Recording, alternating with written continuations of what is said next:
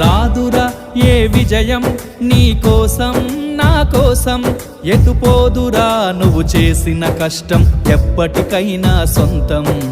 కాలంతో పయనించేవాడికి కానిది ఏముంది, సాధనతోనే సాధ్యమవ్వునని సదాశయంతో సాగర ముందుకు. రాదురా ఏ విజయం నీ కోసం నా కోసం, ఎటుపోదురా నువ్వు చేసిన కష్టం ఎప్పటికైనా సొంతం.